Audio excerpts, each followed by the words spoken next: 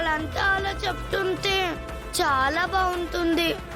నాకు అలాగే ఆడుకోవాలని ఉంటుంది, ఫైట్ చేయాలని ఉంటుంది, కథలు చెప్పుకోవాలని ఉంటుంది. కానీ ఏం చేస్తాం, నాకెవరు లేరు కదా.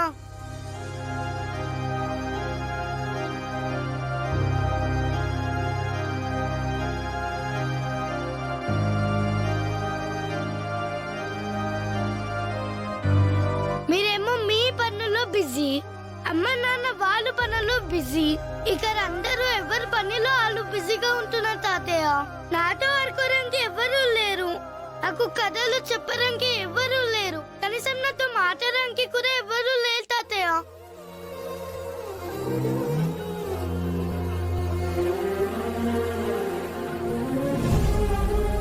అందుకే అడుగుతున్నాను, నాతో ఆడుకోవడానికి ఎవరు ఒకరు కావాలి.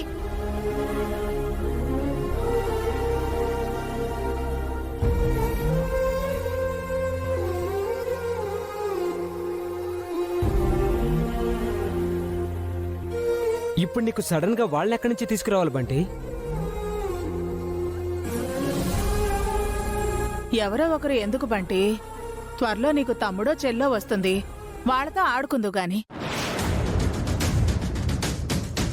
తమ్ముడు చెల్లియా?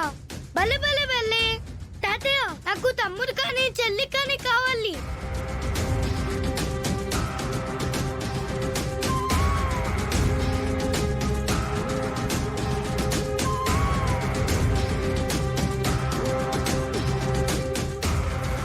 మాట్లాడేంటి తాతయ్య? మాట్లాడు.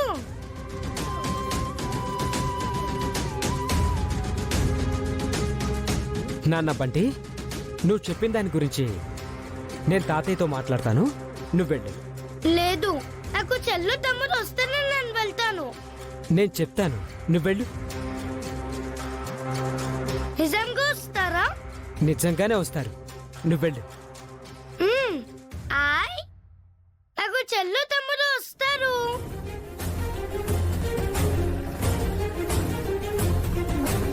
ఈ బంటిగడేంటి మమ్మీ, రాజు రూపలకి శోభనం జరిపించండి అంటూ వాడికి తెలియకుండానే చెప్పేస్తున్నాడు.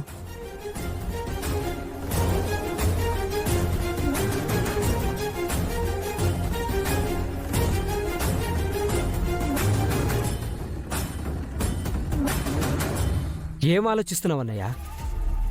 బంటి తెలిసి అడిగాడో తెలియక అడిగాడో నాకు తెలియదు, కానీ మనం ఆ విషయమే మర్చిపోయాం.